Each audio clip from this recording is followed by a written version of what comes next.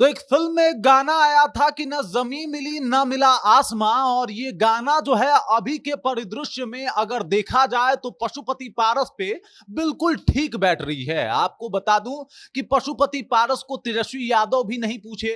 उन्होंने कहा कि भाई साहब अगले मीटिंग में हम देखेंगे कि पशुपति पारस को बुलाना है कि नहीं बुलाना है। और इधर पशुपति पारस जो है वो भी कह रहे हैं कि भाई जो महागठबंधन वाले हैं वो जब मीटिंग किए तो उसमें हमको नहीं बुलाया गया। पूरी कहानी आपको बताऊंगा कि किस तरीके से अब पशुपति पारस की राजनीति जो है वो अब बिहार में समाप्ति के कगार पे पहुंच चुकी है। और अब पशुपति पारस का ना कोई पूछ है और ना ही कोई इनको अब भाव दे रहा है। कहानी के ऊपर आएंगे, लेकिन उससे पहले मेरा परिचय जान लीजिए। मेरा नाम है रजत और आप जनता जंक्शन देख रहे हैं। देख लीजिए, चिराग पासवान ने पशुपति पारस का हाल ये कर दिया है कि वो भाई साहब अब कहीं के नहीं रह गए हैं। अगर बात किया जाए एनडीए का, तो एनडीए का तो अब खुल के कह रहे हैं कि भाई साहब हम एनडीए के साथ नहीं हैं। हालांकि एनडीए इससे पहले ही उनको साइडलाइन कर चुकी थी, यानी लोकसभा चुनाव 2024 में उनको एक भी टिकट नहीं देती है। और तब भी ये खामोश थे, तब भी ये उम्मीद लगा रहे थे कि भाई साहब चलिए कुछ ना कुछ एनडीए सोचेगी विधानसभा चुनाव में। इससे पहले उनको ये उम्मीद था कि कम से कम चलिए कुछ नहीं तो राज्यपाल बना दीजिए। लेकिन एनडीए ने एकदम से इनको ठेंगा दिखा दिया और कहा कि ना भाई, हम आपको कुछ भूमिका में देखना ही नहीं पसंद करते। और माना जाता है ये सब कुछ चिराग पासवान के बदौलत हुआ। उसके बाद जो है कहीं ना कहीं उम्मीद जताई गई कि अब पशुपति पारस जो है वो राजद का दामन जो है वो थामेंगे। और इसीलिए कभी दही चूरा के पार्टी की बात की जाए तो वहां पे वो लालू प्रसाद यादव से मिलते हैं, दही चूरा खाते हैं। तो कभी वहीं अगर रमजान की पार्टी की जाए, ईद की पार्टी की जाए, तो उसमें ये खुद जाते हैं, लालू प्रसाद यादव से मिलते हैं। और तब ये माना जाता है कि भाई साहब अब महागठबंधन की तरफ इनकी नजदीकियां बढ़ती हुई दिखाई दे रही है। और अगर महागठबंधन से जुड़ जाते, कुछ सीटें मिल जाती, तो शायद इनका अस्तित्व बच जाता। लेकिन कल महागठबंधन एक बैठक करती है आरजेडी के कार्यालय में, जहां पे तमाम पार्टियां मौजूद होती है, लेकिन पशुपति पारस को न्योता नहीं भेजा जाता। पशुपति पारस से इसके बारे में बात भी किया जाता है कि क्या आपको बुलावा आया था महागठबंधन की तरफ से। तब ये कहते हैं कि भाई साहब हमको कोई बुलावा नहीं आया था, और वैसे भी हम लोग तो अभी बस अपने पार्टी को मजबूत करने में लगे हुए हैं। अब ये बेचारे और कह भी क्या सकते हैं। उधर से कोई पूछ नहीं हुआ। उधर जब तेजस्वी यादव से पूछा गया कि पशुपति पारस को लेके आप क्या सोच रहे हैं, तो उन्होंने कहा कि देखिए अगले मीटिंग में हम उनको देखेंगे। मतलब इतना जरूरी नहीं है पशुपति पारस महागठबंधन के लिए भी।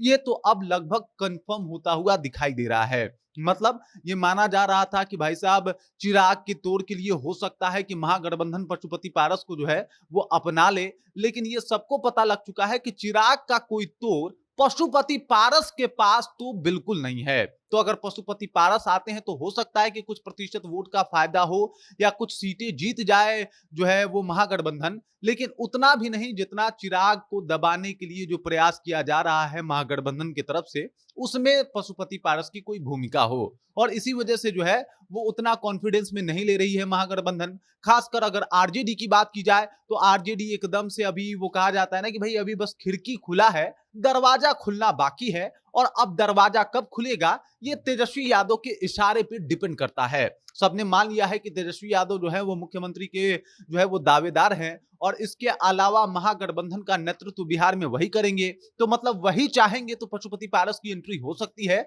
लेकिन वो अभी कह रहे हैं कि भाई साहब अगले एक आध मीटिंग में हम ये तय करेंगे कि हमें पशुपति पारस के साथ जाना है कि नहीं जाना, क्योंकि टिकट बंटवारे में पशुपति पारस भी अपना पक्ष रखेंगे। और अभी ऐसा कोई काम नहीं करना चाहती आरजेडी जिससे उनको टिकटों का नुकसान हो, क्योंकि उधर 70 72 और 100 से 70 सीटों के बीच में कांग्रेस से समझौता करके जो है वो आरजेडी बैठी हुई है। अभी कितना समझौता हुआ है ये क्लियर नहीं हुआ है, लेकिन ये माना जा रहा है कि 100 से 70 के भीतर जो है वो किसी तरीके से कांग्रेस को मनाने में कामयाब हो गए हैं। और यहां अगर पशुपति पारस की बात की जाए तो भाई साहब जब से चिराग पासवान से उनका उलझना हुआ, धीरे धीरे करके उनका राजनीतिक अस्तित्व जो है वो बिहार में समाप्त होने लगा। और आज स्थिति ये है कि वो ना अब घर के रहे और ना ही घाट के। मतलब ना जमीन मिला और ना ही आसमां। अभी भी चिराग पासवान जो है वो एकदम से केंद्रीय मंत्री बन के बैठे हुए हैं, और इधर पशुपति पारस तलाश कर रहे हैं कि कोई राजनीति दल उनको अपना साझेदार बना ले